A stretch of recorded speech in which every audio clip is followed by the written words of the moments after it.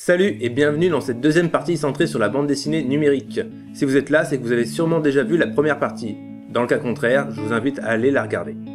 On s'est d'abord intéressé à des BD que l'on pourrait dire classiques dans la forme, ce qui facilitait leur publication sur papier. Cette fois, on s'intéresse à ces bandes dessinées qui sont restreintes au format numérique, le Turbomédia.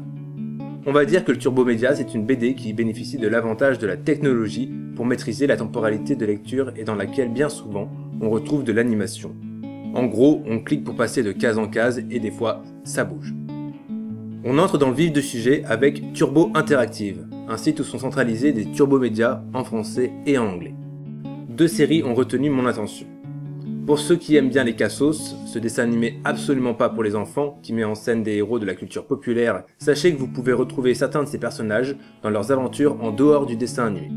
Bon, c'est pas foufou, mais c'est intéressant à savoir pour ceux qui apprécient l'humour. La bande dessinée qui m'intéresse le plus ici, c'est Home, une sorte de manga français qui raconte l'histoire de Dario, qui vit seul dans son abri souterrain depuis que quelque chose a anéanti le reste de l'humanité. Il va décider d'ouvrir la porte pour la première fois, sans savoir ce qui l'attend à l'extérieur. Malgré le côté un peu amateur, l'histoire a l'avantage d'être terminée, et les dessins sont intéressants. Par contre, vers la fin, le style évolue vers quelque chose d'un petit peu plus classique. Je vous conseille quand même de lire Home, qui est une histoire que j'ai aimé parcourir. On passe ensuite à Falena, la révélation 2016 de Marietta Renn, la première bande défilée. Bon, je suis pas super d'accord avec ce titre, parce que des BD qui défilent, même un peu moins développés, on en a déjà vu. Falena est une BD qui défile horizontalement et qui raconte l'histoire d'Audrey, une jeune fille qui souffre de crises hallucinatoires au cours desquelles elle voit des baleines. Un neurologue décèle chez elle un physétère, une structure anomalique qui permet de rester très longtemps en apnée. À lire sur l'App Store et Google Play, Falena est une expérience plutôt fascinante. Je vous recommande fortement de mettre un casque pour vivre l'expérience à fond, moment détente garanti à 100%. Ce que j'aime beaucoup dans cette BD, c'est l'effet de parallaxe. En gros, il y a des dessins à plusieurs niveaux de profondeur qui défilent à des vitesses différentes. Ça donne du mouvement et surtout une profondeur à la BD. En 2010, Marietta Renn a illustré un récit poétique chez Ankama qui s'appelle « Je suis deux ». Son style mélangeait déjà le manga à l'art déco et il fallait absolument que je vous en parle parce que c'est un style graphique que je trouve vraiment génial. On continue avec Super Pixel Quest. C'est une BD expérimentale qui reprend les codes du jeu vidéo. Pixel art, exploration et point de vue en side-scrolling qui rappellent les premiers jeux du genre. C'est l'histoire d'un petit gars qui se retrouve dans le noir et qui découvre une trappe cachée. Ce que je trouve vraiment chouette, c'est qu'en avançant avec le personnage dans le passage secret, on le découvre avec lui. Il s'en dégage un vrai sentiment d'exploration et ça en devient presque un jeu. En parlant de BD expérimentale, l'Odyssée 2.0 est un de mes coups de cœur. On suit un Indien d'Amérique qui quitte son village pour mener une sorte de quête initiatique. L'utilisation du casque est presque obligée et la BD met un peu de temps à charger, mais ça vaut le coup. À la manière de Wormworld Saga, on va faire défiler la BD verticalement et au fur et à mesure de l'ambiance générale, le son et la musique vont évoluer avec l'histoire. Je vous encourage à vivre l'expérience tranquillement parce que c'est vraiment bien. On passe ensuite à une de mes plus grandes frustrations, Baydir. À la base, projet de fin d'études pour ensuite être pensé comme une série animée, après une signature chez Ankama, le projet est devenu un turbomédia. Enfin, aurait dû devenir.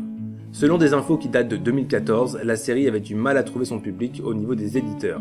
En France, parce qu'on est un petit peu frileux de tout ce qui est feuilletonnant, et au Japon parce qu'ils ont du mal avec le dessin entre guillemets sans contour. Aujourd'hui, on ne sait pas où en est le projet. En novembre 2014, ils espéraient une sortie début 2015, depuis, plus de nouvelles. D'où ma frustration. Si quelqu'un a des infos, je prends. Je vous montre un petit bout de la bande-annonce, histoire que vous puissiez voir à quel point ce projet peut devenir quelque chose de vraiment énorme.